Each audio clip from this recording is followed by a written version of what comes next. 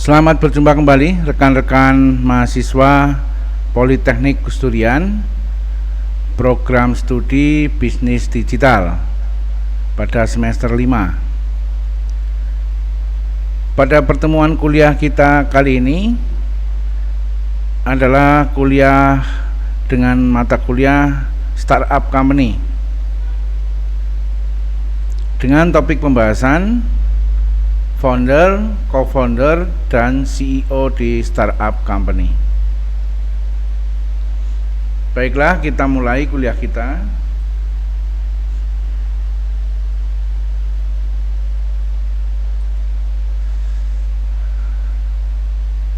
Yang pertama kita membahas mengenai founder startup.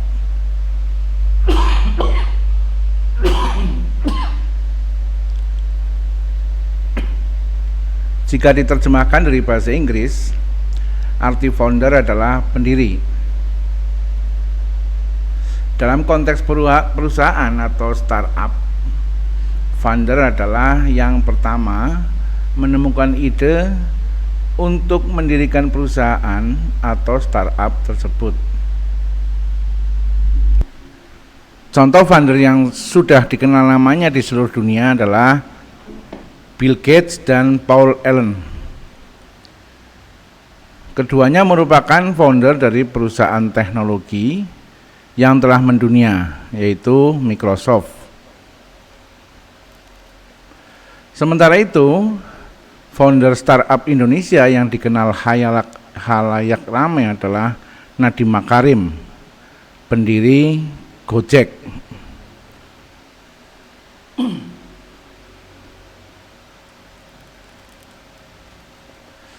Selain founder, kita mengenal posisi owner dan CEO ketika membicarakan tentang startup. Apakah founder, owner, dan CEO berada posisi yang sama dalam struktur perusahaan atau berbeda tetapi dapat diisi oleh satu orang yang sama? Ketiga posisi tersebut berbeda. Jika founder merujuk kepada pendiri, CEO lebih merujuk kepada direktur utama yang bertanggung jawab terhadap seluruh kegiatan perusahaan. Bukan hanya mengawasi, CEO juga bertugas memimpin dan merancang serta menerapkan strategi perusahaan.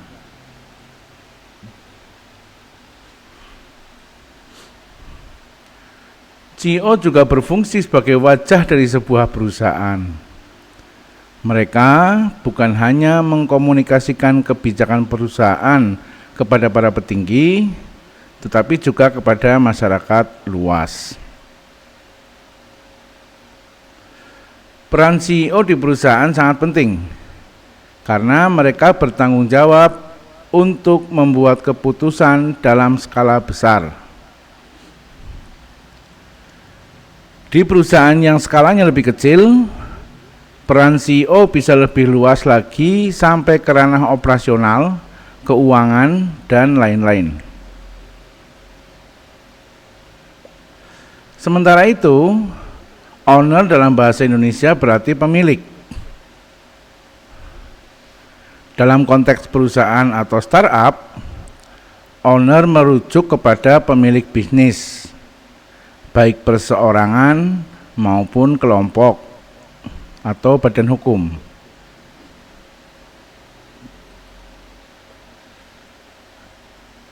Artinya, investor yang tidak berkontribusi langsung pada perusahaan juga bisa disebut owner.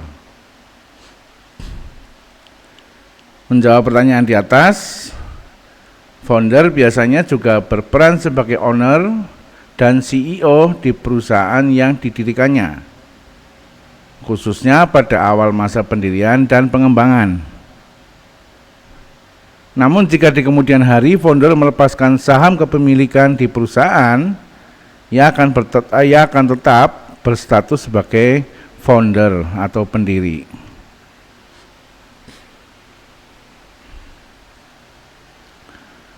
Kemudian pembahasan berikutnya adalah tugas founder dalam perusahaan startup. Sebelumnya telah disebutkan bahwa founder merupakan pendiri dari sebuah perusahaan. Mendirikan perusahaan tentunya memiliki sejumlah konsekuensi. Ada sangat banyak hal yang perlu diurus.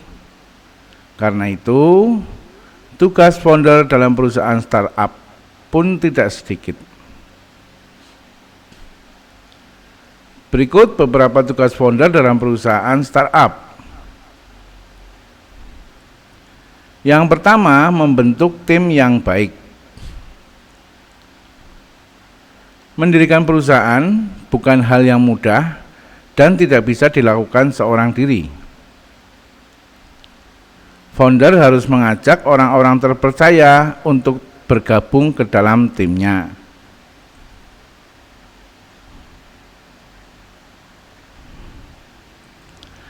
Karena itulah, biasanya ada yang disebut co-founder. Co-founder adalah orang yang memiliki kemampuan yang saling melengkapi dengan founder. Misalnya, founder lebih ahli dalam urusan keuangan, sedangkan co-founder lebih mahir mengurus SDM. Perbedaan yang saling melengkapi ini jadi komposisi bagus untuk membentuk sebuah tim. Tugas founder berikutnya adalah menentukan visi perusahaan. Tanpa adanya visi, sebuah organisasi, dalam hal ini perusahaan, tidak akan pernah maju. Di awal pendirian, founder sudah harus memiliki visi yang jelas bagi perusahaan.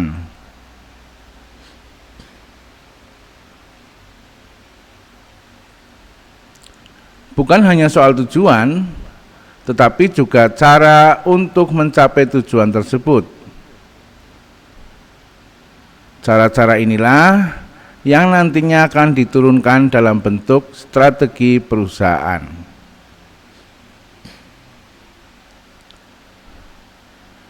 Tugas founder ketiga adalah mengembangkan rencana bisnis. Selanjutnya, founder juga harus bisa merancang dan mengembangkan rencana bisnis. Sejak awal juga sudah harus ada rencana bisnis yang jelas agar dapat segera diikuti oleh karyawan.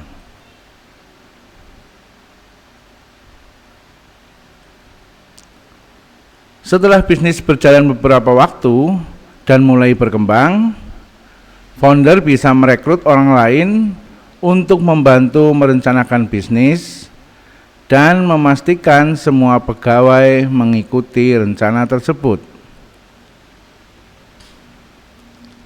Tujuan keempat, mencari pendanaan awal. Ini juga merupakan tugas founder yang sangat penting. Tanpa pendanaan yang cukup, startup tidak akan berkembang. Founder dapat mencari pendanaan dari pinjaman, modal ventura, atau merogoh kantong pribadi untuk mendanai perusahaannya di awal pendirian.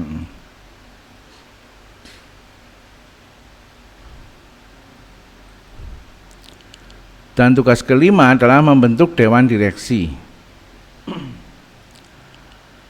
Di awal pendirian, founder perlu membentuk dewan direksi untuk membantu mengatur perusahaan. Selanjutnya, founder hanya perlu mengawasi hubungan antara perusahaan dengan dewan direksi. Selain kelima tugas di atas, founder juga bertugas mengelola keuangan perusahaan jika belum merekrut Chief Financial Officer atau CFO.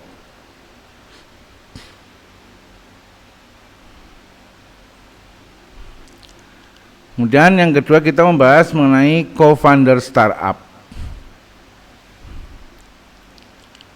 Founder, co-founder, CEO, sebenarnya apa bedanya ya?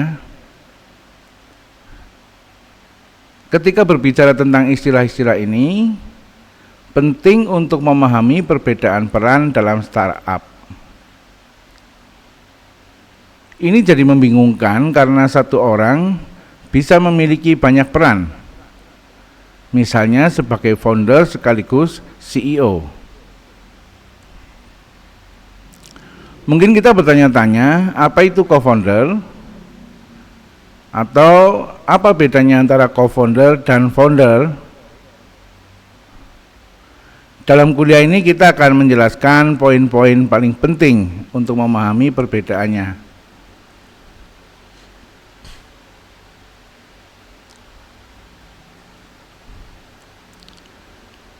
Bisakah sebuah perusahaan memiliki founder dan co-founder sekaligus?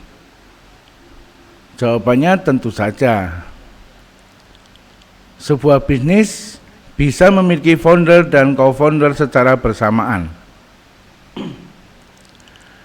Di komunitas startup, seorang founder adalah orang yang mendirikan bisnis hingga mengubah ide-ide menguntungkan menjadi keuntungan nyata. Founder membangun struktur bisnis dan bekerja untuk memulainya. Para pengusaha yang memulai bisnis sendirian disebut solo founder. Jika beberapa orang terlibat dalam peluncuran perusahaan, maka mereka semua mendapat gelar co-founder.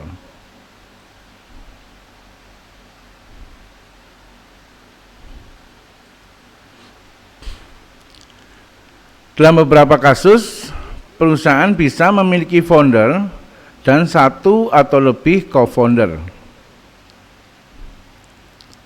Penentuan gelar tergantung pada waktu pasti kapan kita mempekerjakan anggota tim awal.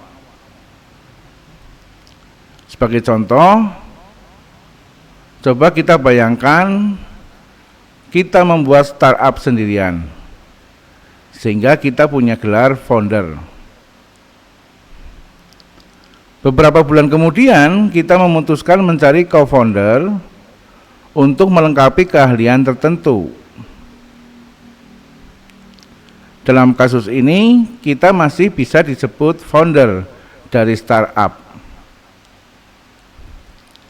Namun mitra bisnis kita akan disebut co-founder, tetapi mungkin bukan founder.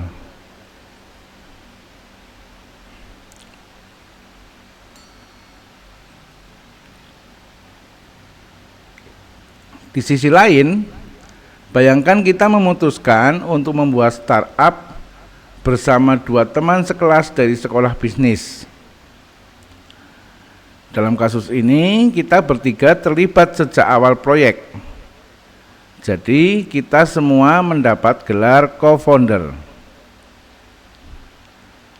Namun, tidak tepat untuk menyebut salah satu dari kita sebagai founder tunggal, karena kita semua berperan dalam mendirikan bisnis tersebut.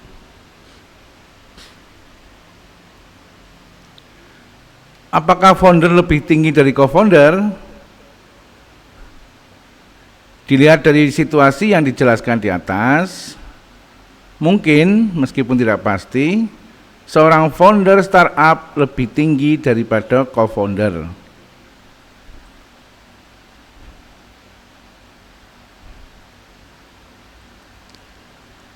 Jika sebuah startup memiliki founder dan co-founder, kemungkinan founder adalah pencipta asli perusahaan, sedangkan co-founder bergabung belakangan.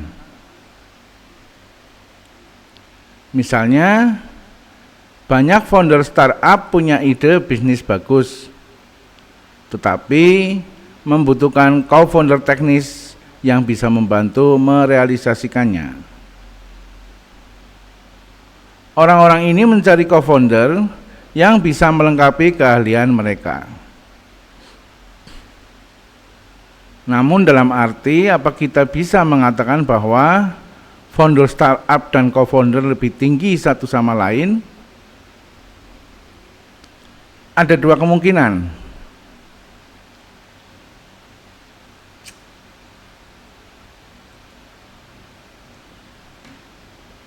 Kemungkinan pertama, salah satu orang memiliki ekuitas lebih besar di bisnis daripada yang lain. Ini sering terjadi saat co-founder bergabung dengan perusahaan pada waktu yang berbeda.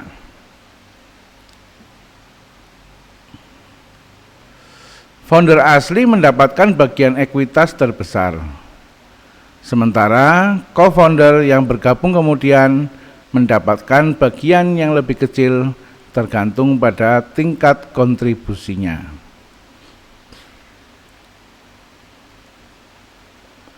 Kemungkinan yang kedua adalah salah satu orang berada di hierarki bisnis lebih tinggi daripada yang lain. Co-founder biasanya mendapatkan peran di tim eksekutif perusahaan, seperti sebagai CTO atau Chief Technical Officer, atau COO, Chief Operating Officer,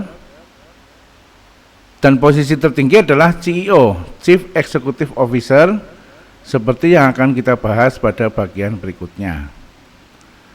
Jadi kalau bagian-bagian atau jabatan-jabatan penting di dalam startup sudah pernah kita bahas pada saat kita membahas organisasi startup di beberapa kuliah yang lalu.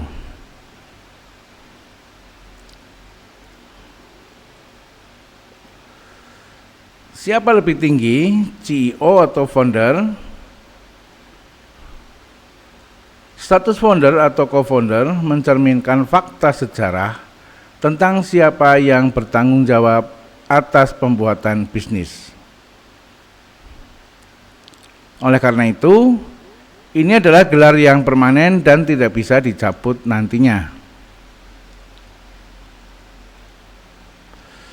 Sementara itu, CEO adalah karyawan dengan jabatan tertinggi dalam bisnis. Orang ini bertanggung jawab untuk membuat keputusan strategis tingkat atas untuk mewujudkan visi perusahaan. Penting untuk diingat, sebagai CEO adalah pekerjaan atau menjadi CEO adalah sebuah pekerjaan, bukan gelar permanen. Artinya CEO bisa setiap saat diganti dan bisa setiap saat diturunkan atau diangkat.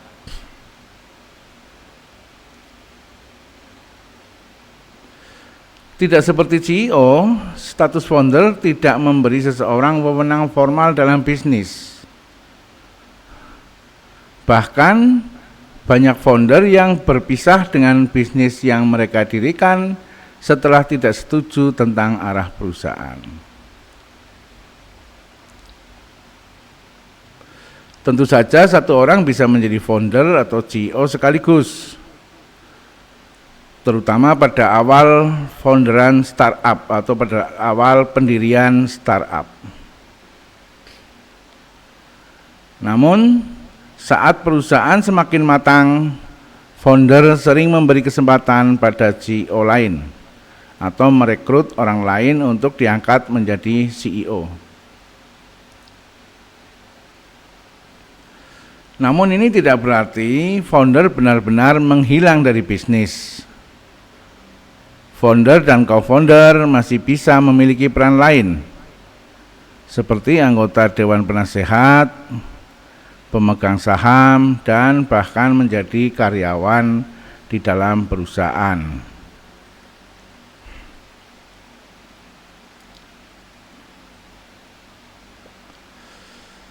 Apa sebenarnya perbedaan CEO dan owner?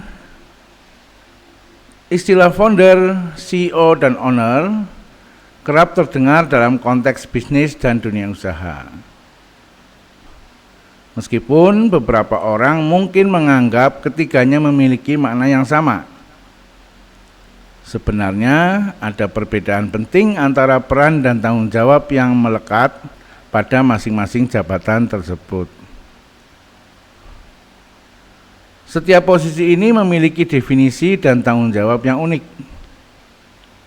yang berkontribusi pada struktur dan fungsi organisasi secara keseluruhan.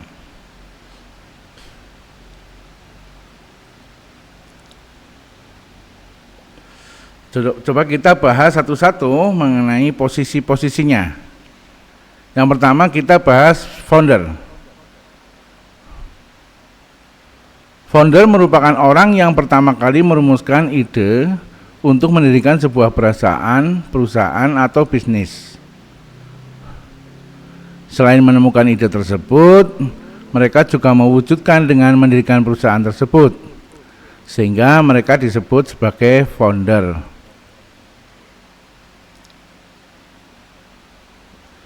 Sebagai pendiri, mereka memiliki peranan penting dalam menentukan arah dan tujuan perusahaan, menyusun visi dan misi yang akan memandu perusahaan, serta mengelola berbagai aspek awal operasional perusahaan.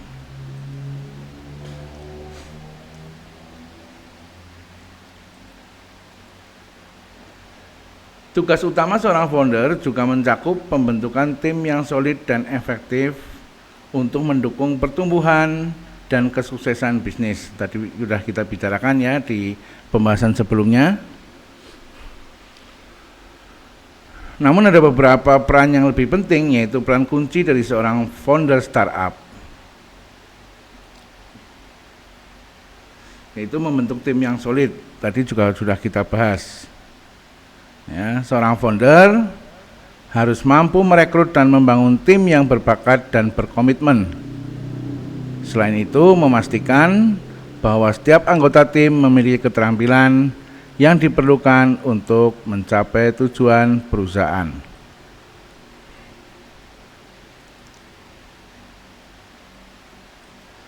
Kemudian menentukan visi perusahaan. Founder bertanggung jawab untuk mengembangkan dan menyampaikan visi yang jelas dan inspiratif untuk perusahaan yang akan memandu keputusan strategis dan menjadi landasan bagi budaya perusahaan.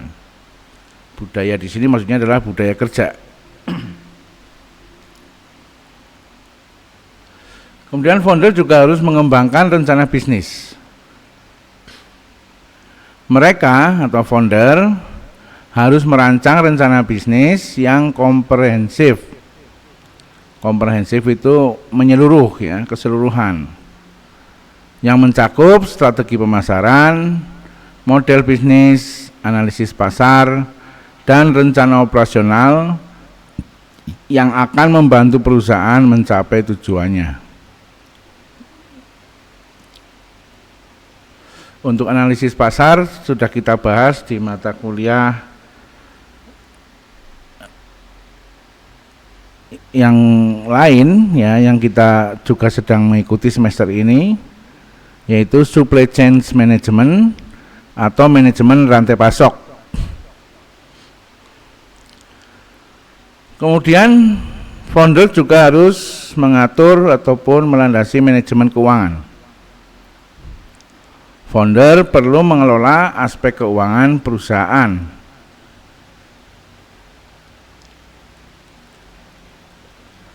Termasuk penganggaran, perencanaan keuangan, dan pemantauan arus kas untuk memastikan bahwa bisnis berjalan dengan efisien dan berkelanjutan. Kemudian founder juga berfungsi untuk mencari pendanaan. Untuk mendukung pertumbuhan dan ekspansi perusahaan, founder juga harus aktif mencari sumber pendanaan, baik dari investor, lembaga keuangan, atau sumber lainnya, untuk memenuhi kebutuhan modal perusahaan.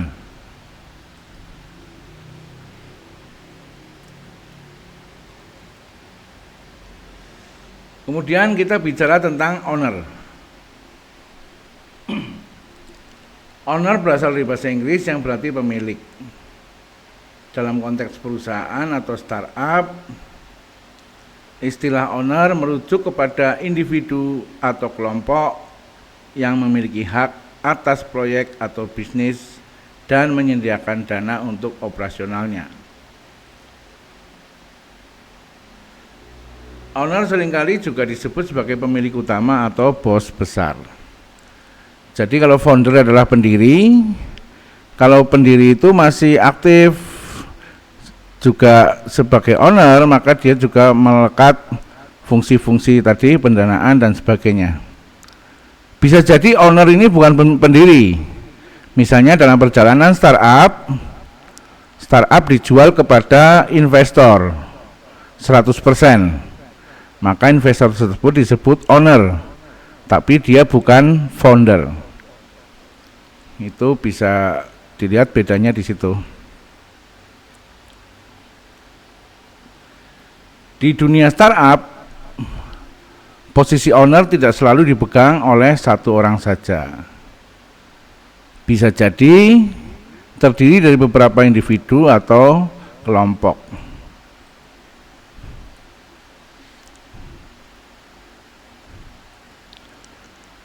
Misalnya, investor yang memiliki saham atau kepemilikan dalam perusahaan, meskipun mereka tidak terlibat secara langsung dalam operasi perusahaan sehari-hari,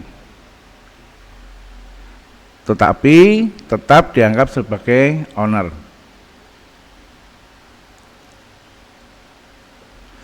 Menjadi owner sebuah perusahaan akan datang dengan berbagai tanggung jawab dan tantangan. Owner harus memastikan bahwa bisnis dapat berjalan dengan baik dan mencapai tujuannya. Berikut adalah beberapa tugas dan tanggung jawab utama seorang owner.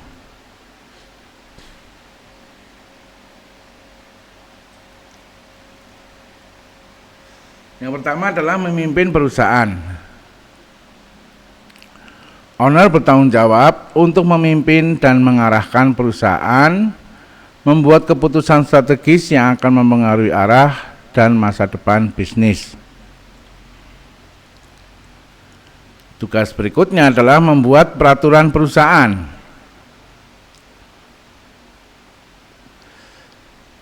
Mereka atau owner perlu menetapkan kebijakan dan peraturan internal yang mengatur operasional dan etika kerja di perusahaan, memastikan bahwa seluruh tim mematuhi pedoman tersebut.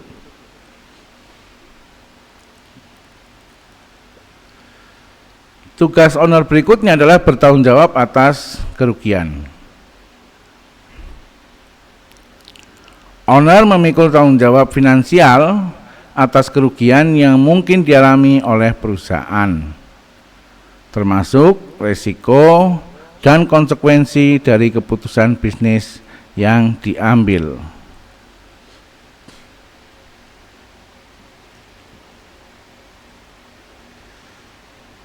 Berikutnya, owner adalah sebagai penyedia dana.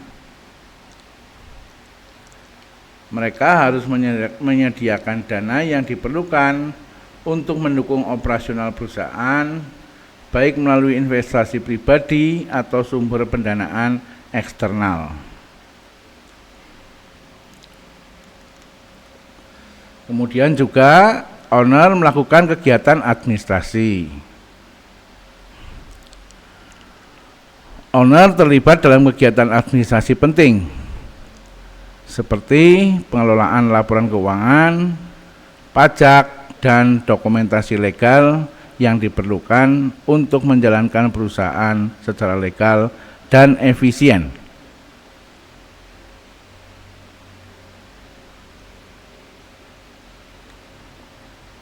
Berikutnya kita bahas CEO.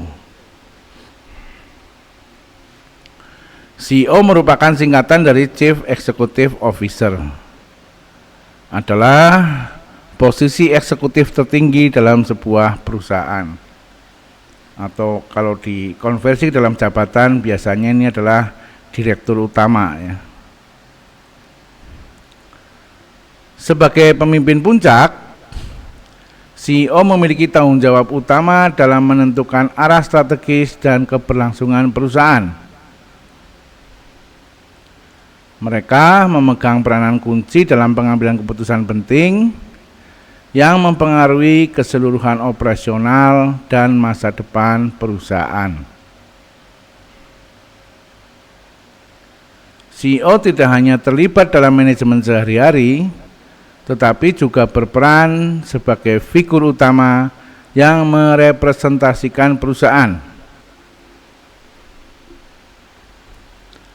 Mereka harus mampu mengkomunikasikan visi dan misi perusahaan kepada para pemangku kepentingan internal maupun eksternal.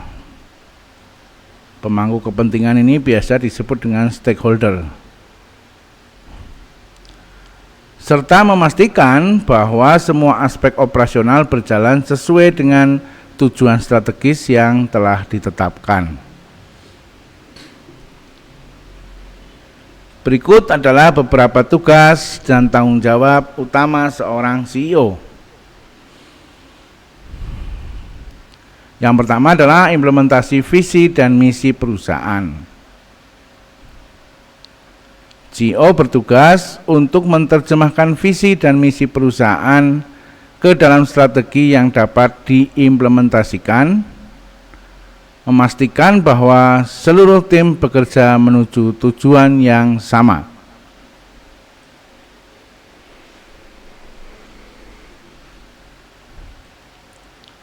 Kemudian menjalin komunikasi dengan para direktur. Mereka harus menjaga komunikasi yang efektif dengan anggota tim, yaitu tim manajemen dan direktur lainnya, dan memastikan koordinasi yang baik dalam pelaksanaan strategi dan kebijakan perusahaan. Kemudian tugas strategis CEO selanjutnya adalah mengawasi perkembangan perusahaan. CEO bertanggung jawab untuk memantau kemajuan perusahaan, menilai kinerja karyawan, serta melakukan penyesuaian strategi sesuai dengan kebutuhan dan perubahan yang terjadi di pasar.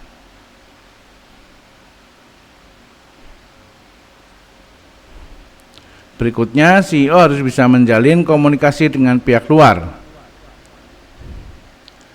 Sebagai wajah perusahaan, CEO juga harus membangun dan memelihara hubungan dengan pihak luar, termasuk dengan investor, mitra bisnis, dan media, untuk mendukung citra dan kepentingan perusahaan.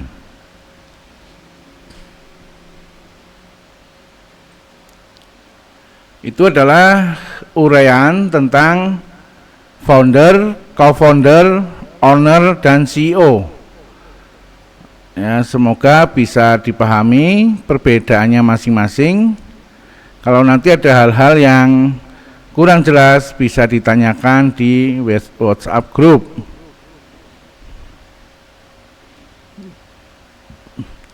Berikutnya adalah daftar founder startup di Indonesia dan Asia Tenggara. Ini sebagai tambahan contoh. Di Indonesia dan di Asia Tenggara ada ribuan startup dengan kisahnya masing-masing. Ada yang berhasil menjadi unicorn dan dekakorn, tetapi banyak juga yang masih terus berupaya untuk meraih pendanaan lebih dan mengembangkan bisnisnya.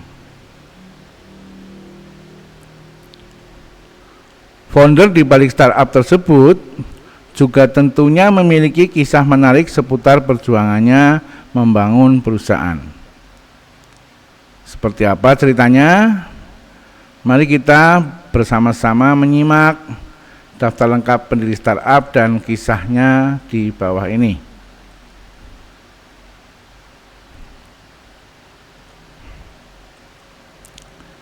Di Indonesia dan Asia Tenggara, ini yang tadi slide-nya ya, belum berubah. Yang pertama kita contohkan atau kita tampilkan di sini adalah James Pranoto, yaitu founder dari Kopi Kenangan. Mungkin di antara rekan mahasiswa sudah ada yang pernah mampir di gerainya Kopi Kenangan. Di balik kesuksesan Kopi Kenangan ada seorang James Prananto.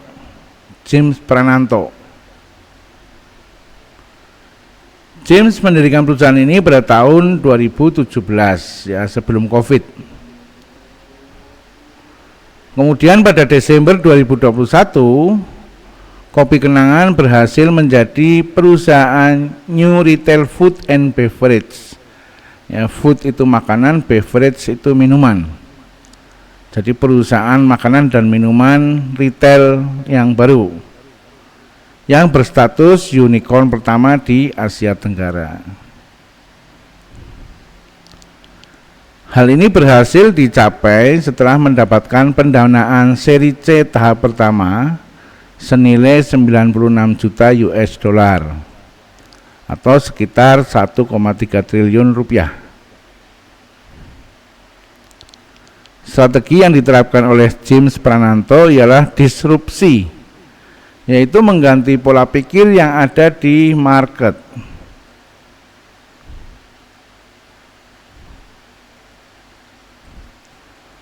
Kopi Kenangan menjual kopi dengan model grab and go dan harganya jauh lebih murah dibandingkan kopi premium yang tersedia pada saat itu. Grab and go artinya bukan untuk tempat nongkrong, tapi beli kemudian dibawa pergi atau dibawa pulang oleh pembelinya. Ya. Setelah itu mereka gencar melakukan ekspansi di tanah air. Sebelum mendirikan Kopi Kenangan, James Prananto sempat bekerja sebagai Head of Marketing PT MNC Aladin Indonesia. Mungkin lebih dikenal dengan MrAladin.com. Dan juga sebagai asisten Head of Investor Relation and Corporate Finance di PT Media Nusantara Citra Tbk atau MNC Tbk. Beliau lulusan Master of Business Administration atau MBA di Loyola Marymount University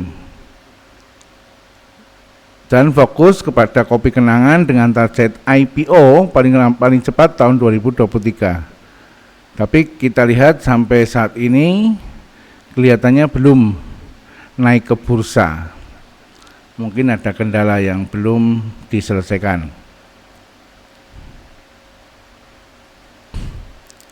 Yang kedua adalah Chris Halim dan Rini Halim.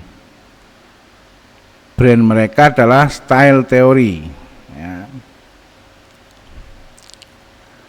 Style Theory merupakan perusahaan yang menyediakan jasa sewa pakaian. Foundernya adalah pasangan suami istri asal Singapura, Chris Halim dan Rini Halim. Mereka mendirikan Style Theory pada tahun 2016 karena merasa kecewa dengan keberadaan fast fashion industry. Fast fashion industry adalah pembuatan pakaian, ya, pabrik pembuatan pakaian secara massal, sehingga mode-modenya ya pasti bersifat umum. Keduanya pun terpikir untuk membuat jasa sewa pakaian high fashion. Ya, pakaian high fashion adalah pakaian yang modelnya eksklusif, bahannya super, dan harganya mahal. Penyewa bisa menyewa baju bermerek selama 1 bulan dan bebas memilih berapapun baju yang ingin dipinjam. Yang paling banyak memanfaatkan jasa Style Theory ini adalah para artis, para selebritas, mungkin juga pejabat-pejabat dan juga istri pejabat. Orang-orang yang terkait dengan fast moving fashionable atau model yang sering secara cepat berganti-ganti. Brand fashion ternama seperti Louis Vuitton, Gucci, dan Yves Saint Laurent adalah beberapa di antara produk yang disediakan. Chris dan Rena menjamin semua barang yang disewakan adalah asli. Artinya style teori ini membeli produk-produk ternama di dunia ya, seperti Louis Vuitton, Gucci, dan Yves Saint Laurent. Ini adalah produk-produk ternama dan eksklusif. Dibeli oleh style teori produk-produknya, kemudian disewakan. Mungkin ada orang yang tidak kuat untuk membeli tapi hanya bisa menyewa, mungkin hanya untuk jangka pendek ya.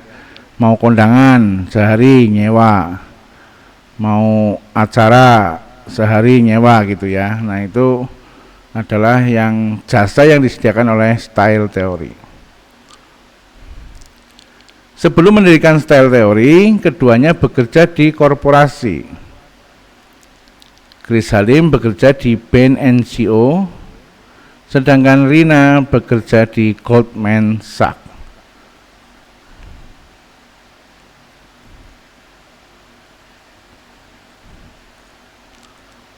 Contoh ketiga adalah Askai Guard dengan produknya adalah Credivo. Mungkin di antara teman sudah banyak yang memanfaatkan produk Credivo ini.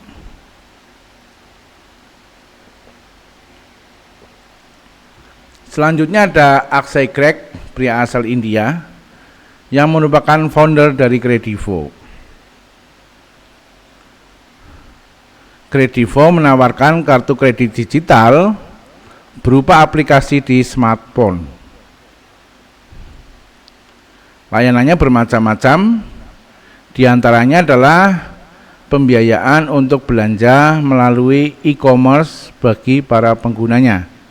Jadi kalau teman-teman pernah belanja di Shopee ya, atau di Bukalapak atau di belibeli.com, biasanya itu di situ ada aplikasi namanya Credivo untuk membantu para pembeli yang saat itu menginginkan barang tetapi belum tersedia dana, bisa dipinjami dulu. Pengguna dapat membayarkan kembali dalam jangka waktu 30 hari ke depan. Beberapa tahun ke belakang, startup kredit seperti Credivo banyak bermunculan ya. Seperti sekarang kalau teman-teman lihat di Shopee ada PayLater dan sebagainya, itu malah salah satu bentuk-bentuk seperti halnya Credivo. Startup yang semula bergerak di bidang lain pun tidak ketinggalan menawarkan opsi PayLater atau bayar nanti untuk mengakomodasi kebutuhan pengguna. Credivo termasuk salah satu startup yang berhasil dengan indikator pertumbuhan lebih dari 300% per tahun.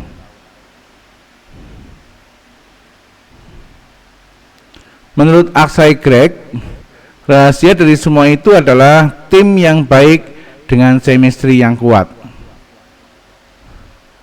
Berdiri sejak tahun 2015, Credivo di bawah kendali Akshay menerapkan prinsip kerja keras diiringi komunikasi yang terbuka antar tim.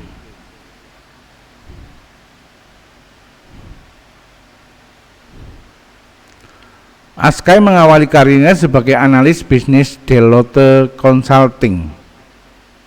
Deloitte Consulting itu di tahun 2001 sampai 2002 dan analis riset utama International Labour Organization atau organisasi tenaga kerja itu di tahun 2003 sampai 2004. Kemudian pada tahun 2006 Akshay membangun perusahaan bernama Comly Media. Dia berhasil mengembangkan Comly Media hingga menjadi perusahaan marketing teknologi terbesar di Asia Tenggara, yang kemudian diakuisisi oleh Axiata pada tahun 2015. Pada tahun yang sama, Akshay mulai membangun FinAxel yang berkantor pusat di Indonesia. Ya, FinAxel.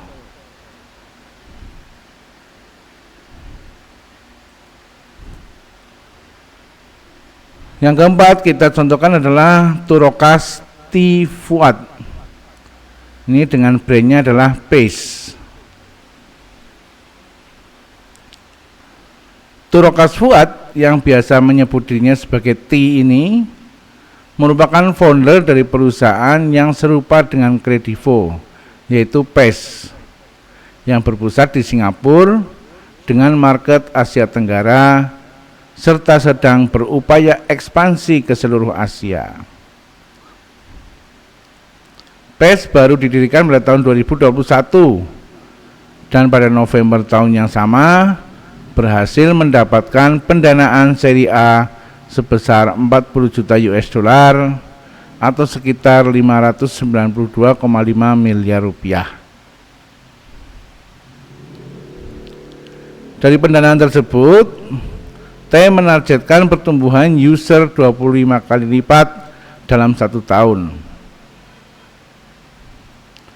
Sebelum mendirikan PACE, T telah mendirikan 3 perusahaan, yaitu WUF Network Incorporation yang kemudian diakuisisi oleh Yahoo pada tahun 2005, dan Travelmob dan SpaceMob.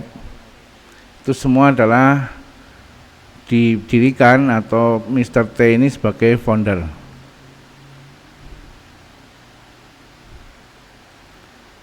Yang kelima, kalau dari namanya ini adalah orang Indonesia ya. Namanya Indra Gunawan dan Antonius Bong. Dengan mereknya atau brandnya adalah Bobobox. Bobobox adalah perusahaan yang menyediakan hotel kapsul minimalis dengan teknologi konektivitas antar ruangan-ruangannya dengan menggunakan internet. Indra Gunawan dan dibantu sejumlah anggota tim di Indra Gunawan dan Antonius Bong adalah 2 orang founder yang mendirikannya dibantu sejumlah anggota tim di Bandung.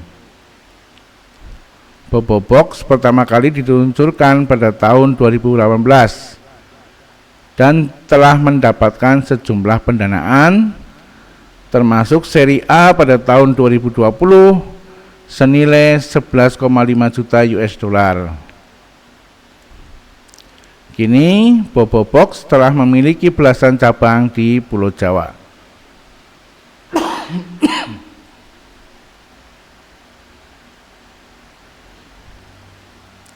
Saya kira itu teman-teman yang bisa kita bahas pada kesempatan kuliah kita kali ini. Semoga bisa dipahami dan bisa menjadi literasi bagi teman-teman yang mulai berminat untuk mendirikan startup. Jangan dibayangkan startup harus langsung besar, bisa dimulai dari UMKM dulu, tidak masalah. Yang penting sesuai kemampuan dan sesuai dengan pendanaan yang ada. Tapi ide-ide out of the box sangat diperlukan dalam mendirikan startup. Yaitu kadang-kadang ide-ide yang konyol, atau kadang bahkan tidak masuk akal, atau bahkan dianggap gila oleh orang lain. Tapi silahkan dicoba untuk didirikan, dan biasanya yang out of the box ini nantinya akan menjadi besar. Seperti dulu ada namanya Gojek, itu orang juga menganggap orang ini gila ya, membuat ojek kok pakai online gitu. Tapi nyatanya sekarang menjadi masterpiece untuk jasa ojek online di Indonesia. Saya kira itu.